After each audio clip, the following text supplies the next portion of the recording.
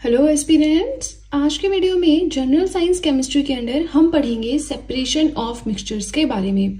देखिए मैटर क्या होता है, फिजिकली हम मैटर को कैसे क्लासिफाई कर सकते हैं, chemical classification of matter, elements, compounds, mixtures, colloidal solutions, ये सारी चीजें हम पढ़ चुके हैं।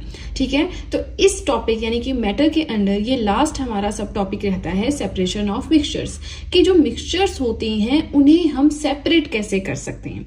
ठीक है, बहुत ही अच्छे से डिटेल में आपको पढ़ाऊंगी, तो आप बस वीडियो के साथ में नोट्स बनाएं। बहुत ही ज्यादा इंपॉर्टेंट ये नोट्स आपके लिए प्रूव होंगे। फाइन, सबसे पहले हम थोड़ा सा इंट्रोडक्शन देख लेते हैं। Most of the natural substances are not chemically pure. देखिए कोई भी चीज जो नेचुरली अकर करती है, ठीक है, वो पूरी तरह से प्योर नहीं होती, वो उसके मिक्सिंग होती है। क्योंकि देखिए नेचुरली अकर कर रही है तो नेचर में अकर होने वाली बाकी चीजों के साथ वो मिक्स्ड होती है। ठीक है, तो अब इन्हीं को अलग अलग करने के लिए हमें क्या जरूरत होती है, हमें जरूरत होती है ऐसे मेथड्स के जिनके थ्रू हम मिक्सचर्स को अलग कर सके, जैसे कि इवेपोरेशन है, सब्लिमेशन है, डिस्टिलेशन है, फ्रैक्शनल डिस्टिलेशन है, फनिंग टनल है ना, ये सब चीजें। ओके, नाउ इसके बाद आता है डिफरेंट मेथड्स ऑफ सेपरेशन, कि सेपरेशन के अलग अलग मेथड्स होती हैं to get individual components from a mixture. अब कोई मिक्सचर है यानी दो से ज्यादा चीजों से मिलकर बना है, अगर उन चीजों को अलग अलग करना है, इंडिविजुअल कंपोनेंट्स को मिक्सचर से अलग अलग करना है, तो अलग अलग मेथड्स की जरूरत होती है। अब ये जो वेरियस मेथड्स होते हैं इनका सिलेक्शन, कि हम कौन सा मेथड कहाँ पे यूज करेंगे, कहाँ पे हम इवेपोरेशन यूज करेंगे, कहाँ पे हम सेंट्रीफिकेशन यूज करेंगे, कहाँ पे हम सब्लिमेशन यूज करेंगे, तो ये डिपेंड करता है nature of components present in the mixture, कि वो जो मिक्सचर है उसमें किस तरह के कंपोनेंट्स हैं, है ना। अब अगर आप सॉलिड किसी चीज को इवेपोरेट करवाओ, क्या वो हो पाएगा? नहीं, कोई लिक्विड चीज चाहिए ना, इवेपोरेशन तो लिक्विड का होगा। तो इस तरह से कंपोनेंट कौन सा है मिक्सचर में, उस चीज पे डिपेंड करता है कि हम कौन सा मेथड यूज करेंगे। ठीक है, अब आपने ये चीज पढ़ी है कि मिक्सचर्स दो तरह के होते हैं, होमोजेनस है, हेट्रोजेनस है। तो हेट्रोजेनस मिक्सचर्स में बहुत इजीली हम सेपरेट कर सकते हैं। जैसे कि पानी में पत्थर डाल दो, तो क्या आपको कोई हाई टेक या हाई टेक्नोलॉजी वाला कोई ऐसा मेथड चाहिए जिससे आप पत्थरों को पानी में से निकाल सके? नहीं, आपने गिलास में पानी डाला है, उसमें पत्थर डाले हैं, तो पानी को निकाल दो, पत्थर आपको मिल जाएंगे, या हाथ डाल के आप पत्थर निकालो, है ना। तो हैंड पिकिंग है, फिल्ट्रेशन है, जो हमारे methods day to day life में यूज होते हैं, उन्हीं मेथड्स को यूज करके हम हेट्रोजेनस मिक्सचर्स को इजीली अलग कर सकते हैं। लेकिन यहाँ पे बात आती है होमोजेनस मिक्सचर्स की।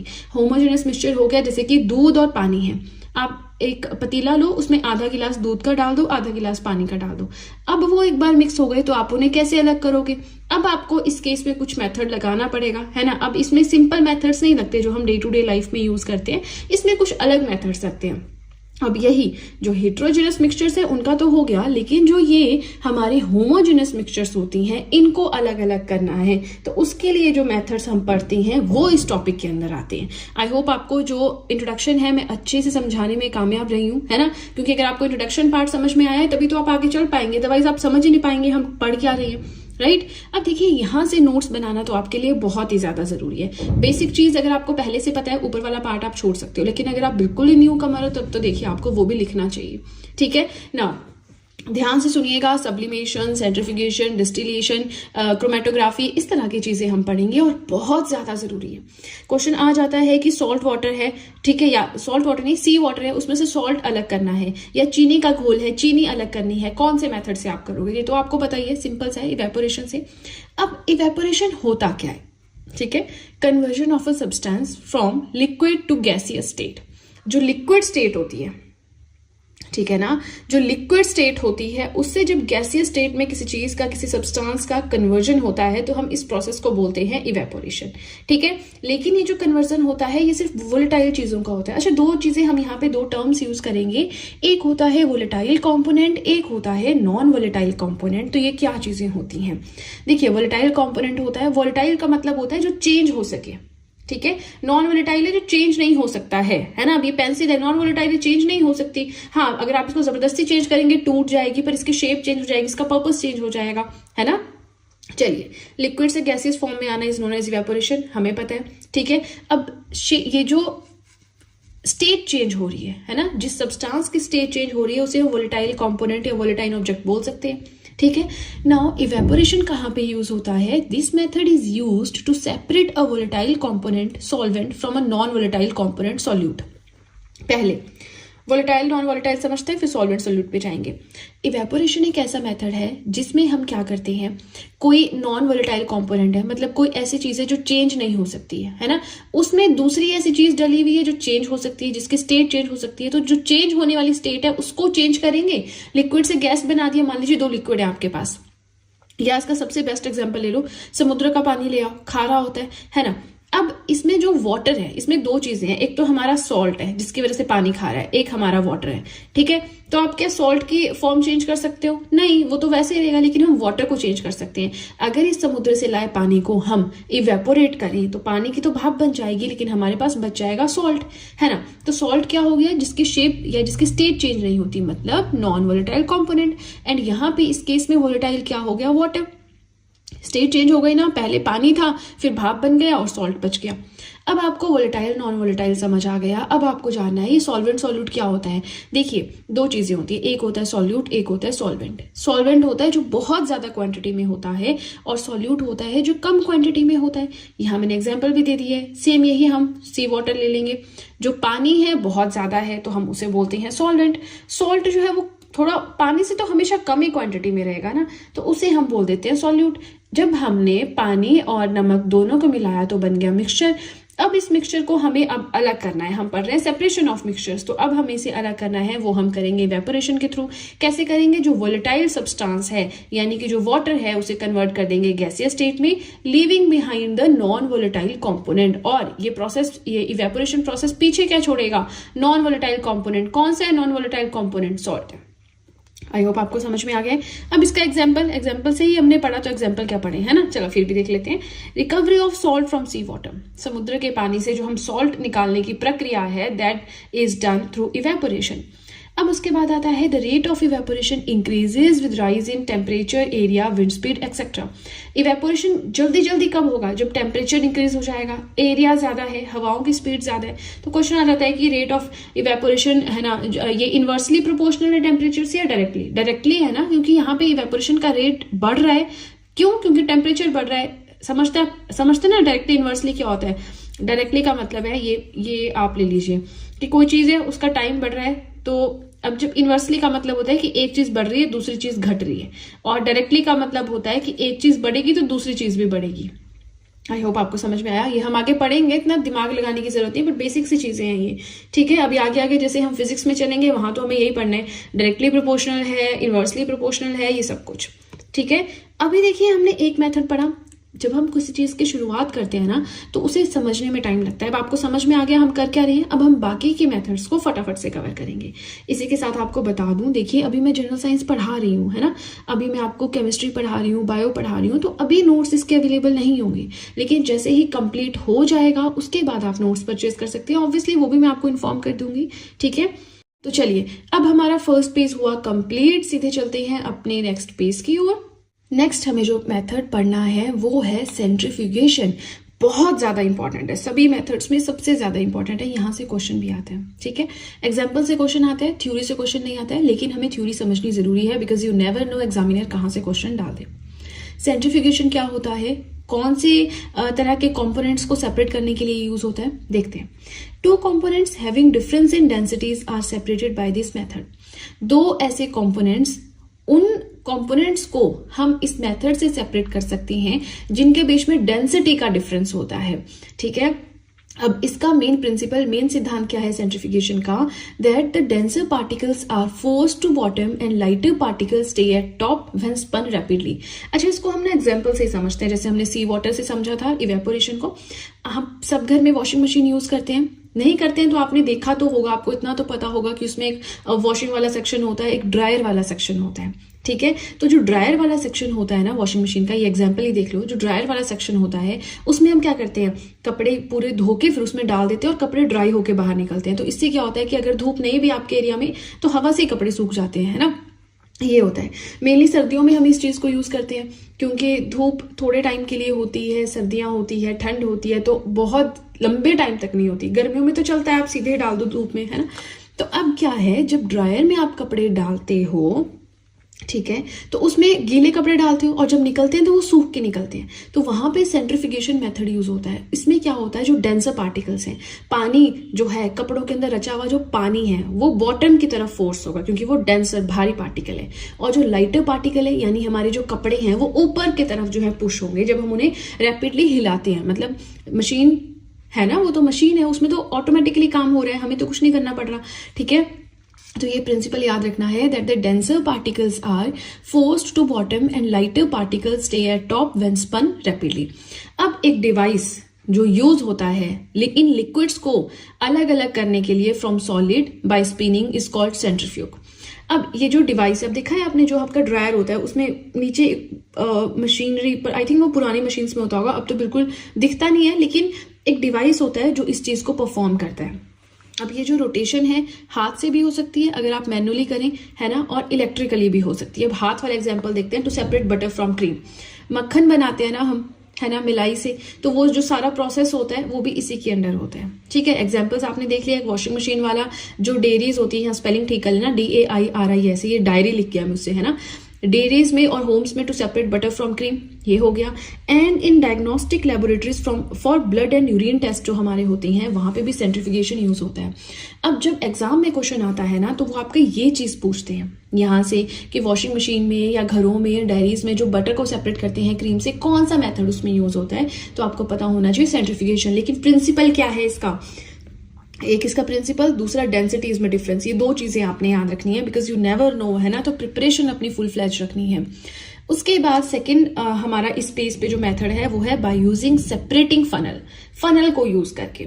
ठीक है, so this method is used to separate a mixture of two immiscible liquids. Immiscible क्या होता है, जो माने जो मिक्स नहीं होते ढंग से, जैसे तेल और पानी है, मिक्स कर दो, क्या मिक्स हो जाएगा, नहीं, तो वो इमिसिबल लिक्विड्स है। मिसिबल लिक्विड्स क्या है, जो इजिली मिक्स हो जाते हैं, आपका दूध और पानी है, मिक्स कर दो, बढ़िया से मिक्स हो जाएगा, है ना। तो जो ये जो फनल वाला कंसेप्ट है ना, मेथड है, ये तब यूज होता है जब दो हमारे पास ऐसे लिक्विड्स है जो अच्छे से मिक्स नहीं होते हैं। अब इस मेथड का प्रिंसिपल क्या है, immiscible liquid separate out in layers depending upon their densities, कि फनल के थ्रू जो ये दो लिक्विड्स हैं जो अच्छे से मिक्स नहीं होते हैं, ये सेपरेट हो जाते हैं अपने डेंसिटी के बेस पे। ठीक है, यहाँ भी डेंसिटी है, सेंट्रीफिकेशन में भी डेंसिटी था। इसका एग्जांपल है separation of mixture of oil and water. Oil and water जहां पे आगे आपने सेपरेटिंग फनल कर देना है। ठीक है जी, कुछ खास नहीं था, कुछ दिमाग लगाना था, नहीं लगाना था, सिंपल सी चीज थी, बस नोट्स बनाना है, बार बार रिवाइज करना है। 1-1.5 साल जब आपको रिवाइज करते करते हो जाएगा तो ये चीजें आपके दिमाग में वैसे ही बैठ चुकी होंगी। कॉपी में आपने कौन सी चीज कहाँ पे लिखी है, लेफ्ट साइड में लिखा है, टॉप पे लिखा है, राइट साइड पे लिखा है, वो भी आपके दिमाग में बैठ चुका होगा। ठीक है जी, अब हमारा इस पेज का थर्ड मेथड है सब्लिमेशन। सब्लिमेशन क्या होता है, सब्लिमेशन आपको याद तो होगा, हमने जब conversion of states of matter पढ़ा था वहां पे जाना था कि जब सॉलिड से गैसियस स्टेट में या गैसियस स्टेट से सॉलिड में किसी चीज के किसी स्टेट का कन्वर्जन होता है without going through liquid state, तो उस प्रोसेस को हम बोलते हैं सब्लिमेशन। लेकिन हम यहाँ पे बात कर रहे हैं सिर्फ सॉलिड टू गैसियस स्टेट की इस मेथड में। ठीक है, सो सब्लिमेशन में क्या है, सॉलिड जो है वो गैसियस स्टेट में कन्वर्ट होता है without going through liquid state. So a mixture containing such solid with any other normal solid can be separated by this. आपके पास ऐसा मिक्सचर है जिसमें क्या है, एक तो नॉर्मल सॉलिड है, ठीक है, और दूसरा है सब्लिमेशन वाला सॉलिड। मतलब अगर आप उस सॉलिड पे हीट दोगे ना तो वो गैसियस स्टेट में कन्वर्ट हो जाएगा। अगर आपके पास ऐसा मिक्सचर है तो उसे आप सब्लिमेशन मेथड से सेपरेट कर सकते हो। एग्जाम्पल्स इसके क्या है, कैम्फर है, अमोनियम क्लोराइड है, आयोडीन है, तो ये चीजें आपने याद रखनी है। ठीक है जी, अब देखिए इसी के साथ आपको इन्फॉर्म करना चाहूंगी, आप चाहें तो मुझे टेलीग्राम अकाउंट पे ज्वाइन कर सकते हैं। जैसे ही कोई वीडियो मैं यूट्यूब पे अपलोड करती हूँ वहां पे भी लिंक शेयर कर देती हूँ, क्योंकि आप लोगों की ये शिकायत है कि मैम सारी वीडियोस की नोटिफिकेशन नहीं आती। मुझे एक मैसेज भी आया था कि मैम लेक्चर नंबर 3 बायो का नहीं मिल रहा है। तो देखिए आप थोड़ा सा वीडियोस को स्क्रॉल कर लिया कीजिए, क्योंकि आपको सारी नोटिफिकेशंस नहीं आती हैं, तो कुछ वीडियोस नीचे चली जाती हैं, बहुत नीचे नहीं जाती, 8-10 वीडियोस चेक करना है वहीं पे होता है। ठीक है, तो इसीलिए इसी दिक्कत को सॉल्व करने के लिए आप टेलीग्राम अकाउंट ज्वाइन कर सकते हैं। ठीक है, इससे आपको नोटिफिकेशंस मिलती रहेंगी। ठीक है, चलिए इसी के साथ हमारा अब ये सेकंड पेज भी हो गया कंप्लीट, एक ही पेज बचता है, इसके बाद हमारा कंटेंट कंप्लीट हो जाएगा। तो थोड़ा सा पेशेंस और बना के रखें, यहां तक पहुंच गए हैं तो आगे भी आप कर सकते हैं। ठीक है ना, चलिए सीधे चलते हैं अपने नेक्स्ट पेज की ओर। आज का नेक्स्ट मेथड है डिस्टिलेशन। डिस्टिलेशन क्या होता है, कौन से दो चीजों को हम इससे यूज करते हैं? तो देखिए, फर्स्ट ऑफ ऑल हमारा पहला पॉइंट है based on the difference in boiling points of liquids in a given mixture. Separating funnel हमने पढ़ा, सेंट्रीफ्यूगेशन हमने पढ़ा, डेंसिटीज के कंसेप्ट पे वर्क करता है ना। तो डिस्टिलेशन जो है, दो लिक्विड्स ऐसे हैं जिनका बॉइलिंग पॉइंट्स में डिफरेंस है, इस प्रिंसिपल पे वर्क करता है। ठीक है, इसमें क्या होता है, on boiling liquid having lower boiling point vaporises first and collected separately. दो आपके पास लिक्विड है, ठीक है, मान लीजिए एक का टेम्परेचर है 1 डिग्री सेल्सियस, एक का है 2 degree Celsius, just to understand easily. जब अब इन दोनों को मिक्स किया हुआ, इन दोनों लिक्विड्स को, ठीक है, तो एक हमारे पास जो है मिक्सचर बना हुआ है, तो हम क्या करेंगे, उसे हीट करेंगे, धीरे धीरे टेम्परेचर बढ़ाएंगे। जैसे ही 1 डिग्री सेल्सियस हुआ, जो ये वाला लिक्विड है ये इवेपोरेट हो जाएगा, तो हमारे पास क्या बच गया, 2 डिग्री सेल्सियस वाला, उसे हम रखेंगे, और ये जो इवेपोरेट हुआ है इसे दूसरी जगह पे हम सेव करके रखेंगे, या कोई बर्तन लगा देंगे, वैसे कुछ सेव करेंगे। तो इससे क्या हुआ, आपके दो लिक्विड्स जिनका बॉइलिंग पॉइंट जो है, बॉइलिंग पॉइंट के कंसेप्ट पे वर्क कर रहे हैं, तो जिसका लोअर बॉइलिंग पॉइंट है उसे हम सेपरेट कर देंगे, और ये ही डिस्टिलेशन का प्रोसेस कहलाता है। इसके एग्जांपल्स की बात करें, एसीटोन एंड वाटर है, क्लोरोफॉर्म एंड एनिलाइन है। ठीक है जी। अब इसी के साथ हमारे पास आ जाता है फ्रैक्शनल डिस्टिलेशन क्या होता है। ठीक है, तो फ्रैक्शनल डिस्टिलेशन क्या होता है, to separate a mixture of 2 और मोर मिक्सिबल लिक्विड्स। दो ऐसे लिक्विड्स जो अच्छे से मिक्स हो जाते हैं, ऐसे लिक्विड्स को अलग करना है, तो हम क्या यूज करते हैं, फ्रैक्शनल डिस्टिलेशन। अच्छा, हमने अभी एक मेथड पढ़ा कि जो इमिसिबल लिक्विड्स हैं उनको अलग करना है, तो हम कौन सा मेथड यूज करते हैं। अगर आप लोगों ने मुझे कमेंट सेक्शन में बता दिया इस चीज का आंसर, तो मैं समझ जाऊंगी कि जो मैं समझा रही हूँ आपको समझ में नहीं आ रहा है। अदरवाइज मैं यही समझूंगी कि आप लोग वीडियोज नहीं देख रहे हैं, और फिर देखिए अगर सीधी सी बात है, अगर वीडियोस पे सपोर्ट नहीं मिलता है तो वो सीरीज में बंद कर दूंगी, सिंपल सा कंसेप्ट है। ठीक है ना। नाउ ध्यान से इस पॉइंट को देखिए, to separate a mixture of 2 और more miscible liquids to which the difference in boiling points is less than 25 K। दो ऐसे लिक्विड्स जिनके बॉइलिंग पॉइंट्स के बीच में डिफरेंस 25 K से कम है, वही हम फ्रैक्शनल डिस्टिलेशन के थ्रू अलग कर सकते हैं। अब यहाँ पे बताया भी है, for the liquids having nearly same boiling point fractional distillation is used. अब जिनका नियरली सेम बॉइलिंग पॉइंट है उसके लिए भी हम इस मेथड को यूज कर सकते हैं। एग्जांपल्स बस याद करने हैं, इसमें ये सब कहानी नहीं देखनी, बस बॉइलिंग पॉइंट कंसेप्ट याद रखना है, 25 K कंसेप्ट याद रखना, लेस देन 25 K, ये जरूरी है। नाउ एग्जांपल्स में आता है separation of different gases of air. Air बहुत सारी गैसेस से मिलकर बना हुआ है, तो अलग अलग गैसेस को सेपरेट करने का फ्रैक्शनल डिस्टिलेशन में आता है। Different fractions from petroleum products, components जो होते हैं ऑयल के, पेट्रोल, डीजल, इन सबको अलग करना है, तो फ्रैक्शनल डिस्टिलेशन काम आता है। और ये क्वेश्चन ना आपको हमेशा पेट्रोलियम प्रोडक्ट्स के लिए ही आएगा, ऑयल के लिए आएगा, और नहीं आएगा एयर वगैरह के लिए। ठीक है जी। अब ये है हमारा लास्ट मेथड, उसके बाद हमारा वीडियो हो जाएगा कंप्लीट। क्या हम पढ़ रहे हैं, separation of components of mixtures. अभी हमें क्या पढ़ना है, क्रोमेटोग्राफी। क्रोमेटोग्राफी क्या होती है, this technique is used for the separation of two solutes that dissolve in the same solvent. देखिए वाटर है आपका, उसमें आपने दो कलर्स डाले हैं, एक रेड डाला है, एक व्हाइट डाला है। ठीक है, अब दो हमारे सॉल्यूट हैं, ये सेम सॉल्वेंट में मिक्स हो रखे हैं, इनको अलग करना है, तो हम क्रोमेटोग्राफी यूज करते हैं। समझ में आया लाइन का क्या मतलब है। This technique is used for the separation of two solutes that dissolve in the same solvent. Solvent क्या है, वाटर, दो सॉल्यूट्स है रेड एंड व्हाइट कलर। ठीक है, तो अब थोड़ा समझ आ गया आपको क्या हो रहा है। अब प्रिंसिपल देखिए, separation depends upon components different solubility in the same mixture. अब रेड कलर की घुलने की क्षमता, व्हाइट कलर के घुलने की क्षमता पानी में अलग अलग होगी, है ना। तो उसी सिद्धांत पे ये वर्क करता है, जो डिफरेंसेस होते हैं in the solubility of the components. यहाँ पे एग्जाम्पल की बात करें, separation of dye is present in ink by paper chromatography. यहाँ पे डाई का मतलब कलर से, ठीक है, इंक होती है आपकी, उसमें से कलर को डिफरेंट करना है, तो वो पेपर क्रोमेटोग्राफी के द्वारा आप कर सकते हो। ड्रग्स फ्रॉम ब्लड, अच्छा वो होते हैं ना कि ड्रग्स डिटेक्ट करने हैं, वो सब आपने देखा होगा, जैसे हम सस्पेंस मूवीज वगैरह देखते हैं तो वहां पे ये चीज यूज होती है। ब्लड में ड्रग्स पहुंच गए हैं या नहीं, या कई लोग जो है वो मतलब ऐसे ऐसे ड्रग्स चले हैं सोसाइटी में, नाम मैं क्या ही लूं, पर जो हमारी बॉडी को अगर ना मिले तो इंसान जो है पागल हो जाता है ना। तो उनको वो चाहिए। इसके लिए आपने देखा होगा लड़के चोरी चकारी भी करते हैं, और बहुत सारे मर्डर भी आपने देखे होंगे, इतनी न्यूज आती है। नशे आजकल सिगरेट, शराब, ये सब चीजें तो रही नहीं है, इससे भी बहुत ऊपर उठ चुकी है हमारी सोसाइटी, है ना, कि क्या क्या कर रहे हैं। तो अब जब ऐसे लोगों में जब डिटेक्ट करना होता है कि वो ड्रग्स उनके नर्व्स तक, उनके ब्लड तक पहुंचे या नहीं, तो उसके लिए भी क्रोमेटोग्राफी यूज करते हैं। अच्छा, एक क्वेश्चन मेरे दिमाग में आ रहा है, जब किसी की डेथ होती है थ्रू सुसाइड, तो हम किससे डिटेक्ट करते हैं, क्या चेक करते हैं, उसका लीवर चेक करते हैं, उसके थ्रू हमें ये पता लग जाता है कि सुसाइडल है ये या नेचुरल डेथ है। ठीक है, हम पढ़ेंगे बायो में, तो जस्ट एकदम से दिमाग में आ गया।